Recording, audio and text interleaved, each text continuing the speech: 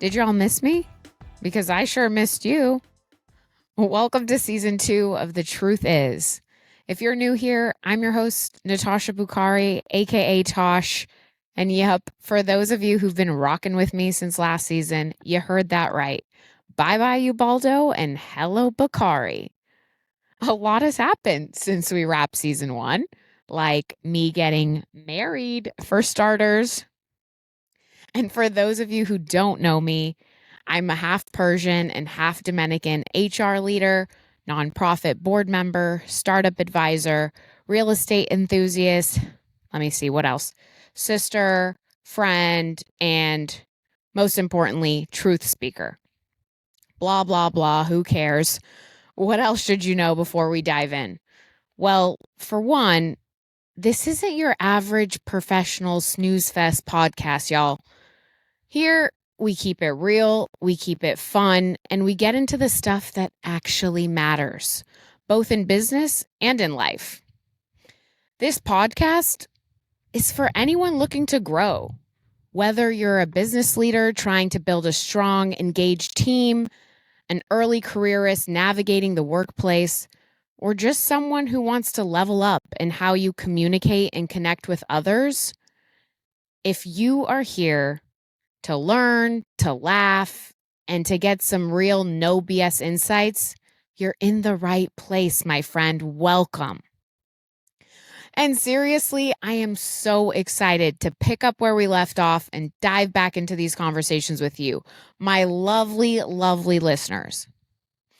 And honestly, season 1 was truly an incredible ride. I had amazing guests, experts in their field, from venture capital CROs and nonprofit CEOs to HR pros and AI trailblazers. And we tackled some hot topics like how to battle the beast that is burnout, killing us all slowly from the inside out, and the importance of things like curiosity and community in driving success, both in business and your personal life. And I am so grateful to have been able to share those conversations and insights with y'all. And let me just say that launching this podcast solo, huge learning experience. But guess what? Season 2 is going to be even better. Better audio quality, more incredible guests, and some fun surprises sprinkled in throughout the season. Oh, and for those of you who requested visuals, your wish is my command. Here we are. This season, along with the audio, episodes will be uploaded to YouTube so you can watch the episode in full as well. And I'll be dropping a new episode every other week. So if you haven't already, make sure you're subscribed because you don't want to miss what's coming. Now, let's get to the good stuff. Let's get into today's topic. The truth is, communication is key. So look, we all know communication is important. This should come as no surprise to anyone. Whether we're talking about business, leadership, or personal relationships, how you communicate directly impacts every interaction you have. From your ability to build and maintain meaningful relationships to garnering trust as a leader in an organization. So let's start with the workplace. According to a 2023 study by the Economist Intelligence Unit, poor communication is responsible for workplace failures 57% of the time. Just think about that for a minute. Over half of professional mishaps come down to something as simple, yet as crucial as communication. And it doesn't matter if you're an individual contributor or a leader. If you can't clearly express what you need, what you expect, or where you stand, things are going to fall apart, and they're going to fall apart quickly. So let's talk about it from the perspective of an individual contributor. As an IC, your ability to communicate can make or break your career growth. A study by McKinsey found that employees who are strong communicators are 3.5 times more likely to be promoted. Now, you're sitting there wondering, why is that? Well, because the people who can articulate their work, their challenges, and their successes are the ones who get noticed, whether we like it or not. Have you ever worked with someone who always seems confused, misses deadlines, or never asks the right questions? 9 times out of 10, it's not because they lack the skill. It's actually a lack of communication. You can be the smartest person in the room, but if you can't explain your ideas or advocate for yourself or clarify expectations, you're going to struggle. And let's just be real. Being a great communicator isn't just about articulating your thoughts, feelings, and perspectives in a clear and concise manner. It's also largely about active listening. Communication is a two-way street.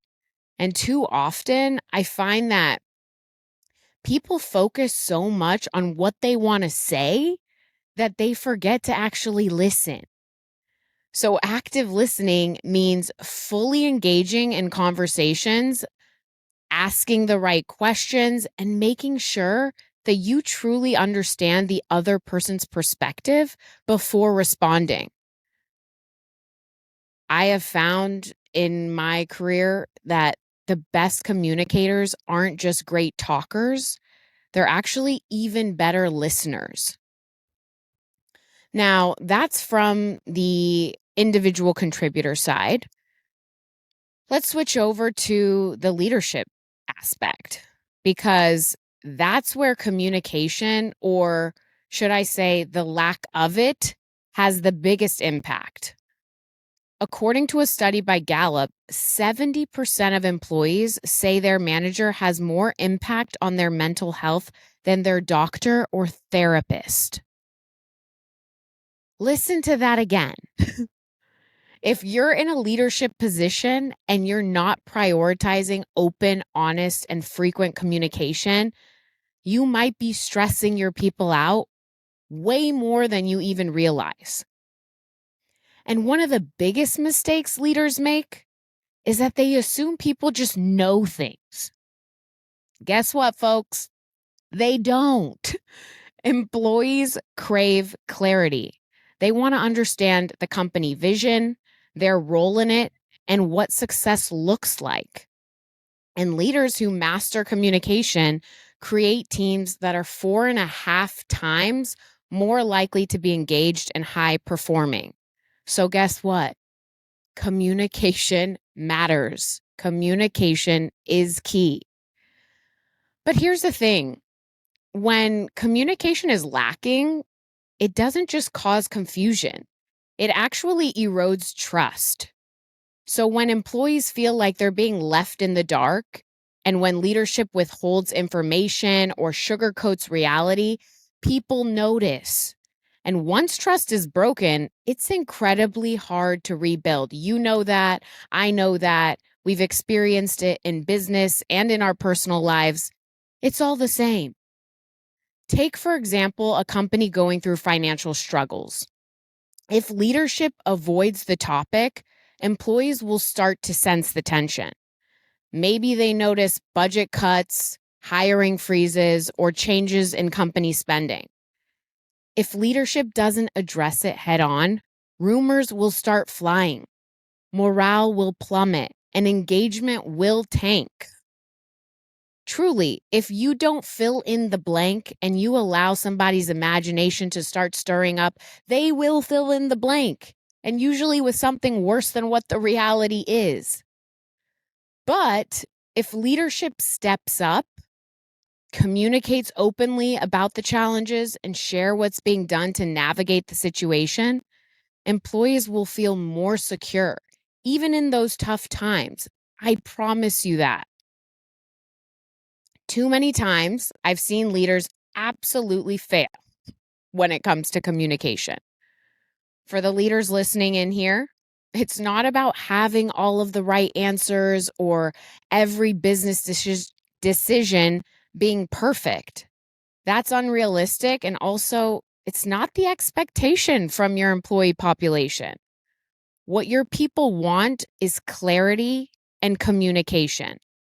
So, transparency is your responsibility as a leader in good times and bad, because it's easy to communicate when everything is smooth sailing, but real leadership is about showing up when things are hard. If you make a tough business decision, for example, your team knows it affects them.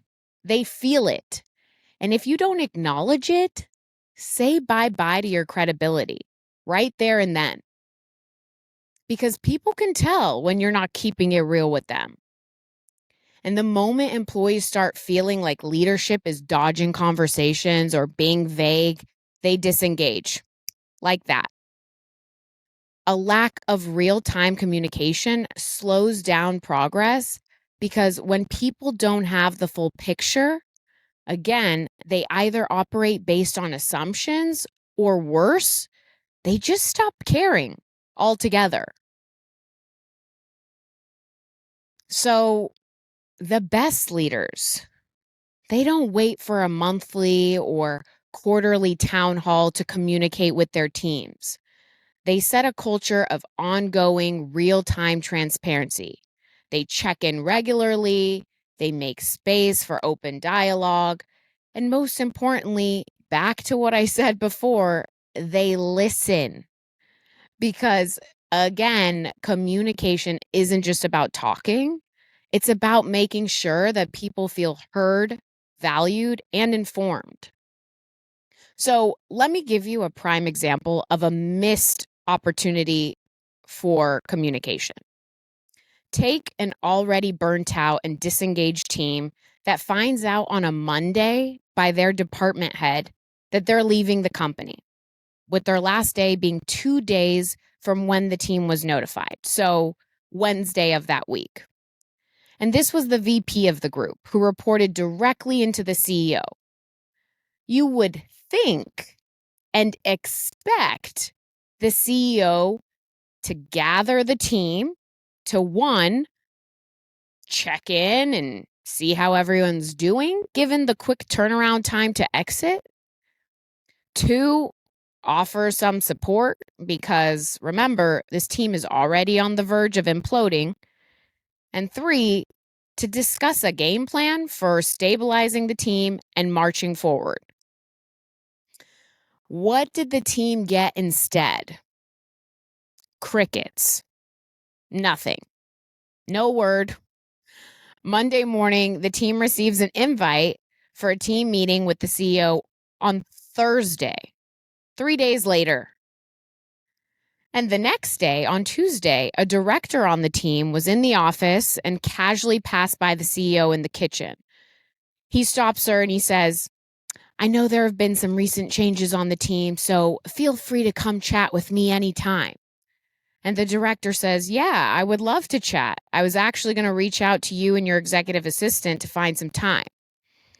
He pulls out his phone, looks at his calendar, and says, "Give me 10 minutes to send an email, then I'm free until 3. Come back and let's chat." It was 1 o'clock. 10 minutes later, the director steps into his office and they begin their conversation. He gives her the floor to speak, and she starts by saying that the entire team was disappointed by the fact that no one grabbed time with the team on Monday after hearing about the department head's departure. Let's call this departing VP Susie Q for this example. And this is where I absolutely cringe, y'all. This CEO's response was, "Well, we didn't know that Susie Q was going to tell the team about her departure. And as soon as we found out, we scheduled time with the team." I'm sorry, but I'm calling bullshit on that one. The earliest you could meet with the team was 3 days later. Meanwhile, you're sitting in your office right now having an hour-long impromptu meeting with this director. You couldn't have used this time, even 10 minutes, to check in on the team?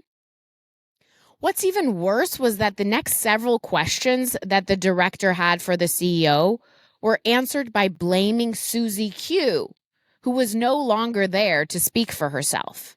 He took no accountability, no ownership. Poor leadership. That's poor communication, period. End of story. Because let me tell you something, y'all. Susie Q, she reported directly into the CEO.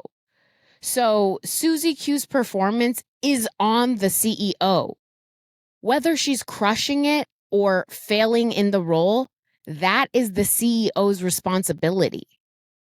If a team member isn't performing, a true leader does 3 things: takes the blame, communicates better, because it's probably a lack of communication on your part, or 3, tell them that they're not executing at the level you're hoping for. Then ask, what can I do to help? And then actually start helping them. So don't be the leader that throws people under the bus in a crisis, because the truth is that only makes you look bad and further erodes the trust your team will have in you.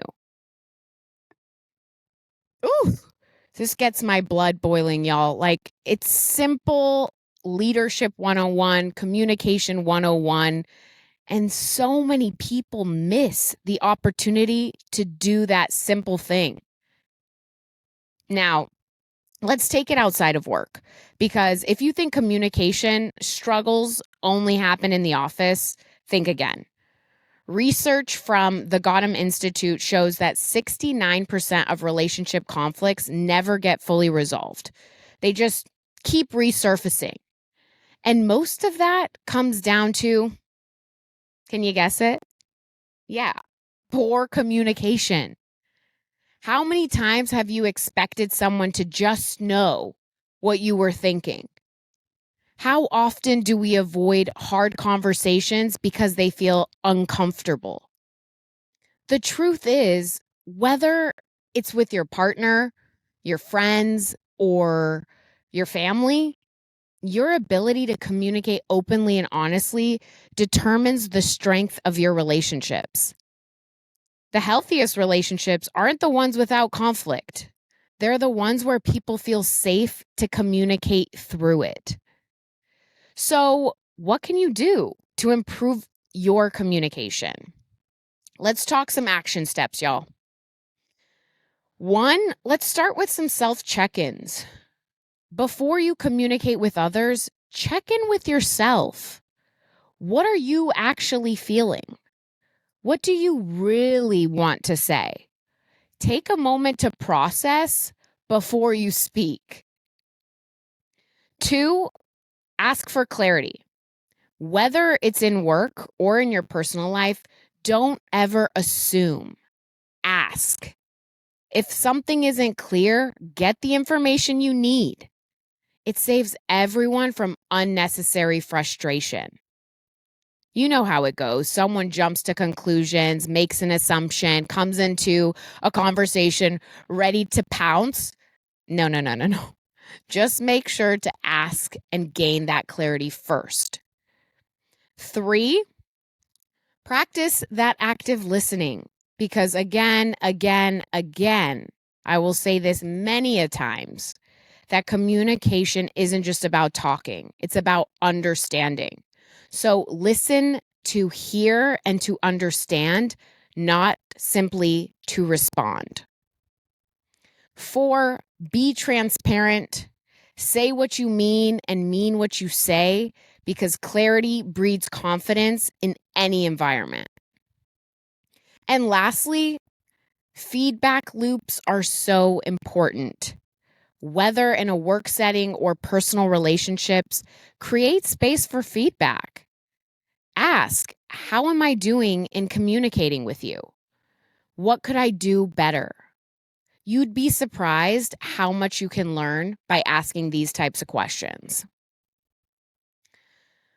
Okay, y'all. I think that's enough for our first episode in season 2. And the truth is, communication is key. Without it, be prepared for an uphill battle when it comes to building trust and credibility as a leader or in navigating the complexities of work and relationships in your personal life, just in general. So remember, communication is more than the words that come out of your mouth. It's also about how well you listen and process what the person on the other end expresses to you.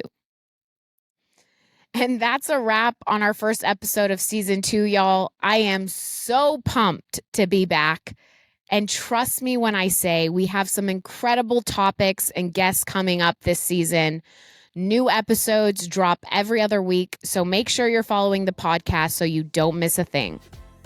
And hey, if you enjoyed this episode, do me a favor, share it with a friend, leave a rating, leave a review, and let me know what resonated most with you. You can find me on LinkedIn, Natasha Bukhari, PHR, yes, new last name and all, or send an email to ttiwithtosh@gmail.com. Until next time, stay awesome, stay authentic, and above all, stay true to yourself. This is your girl Tosh, signing off.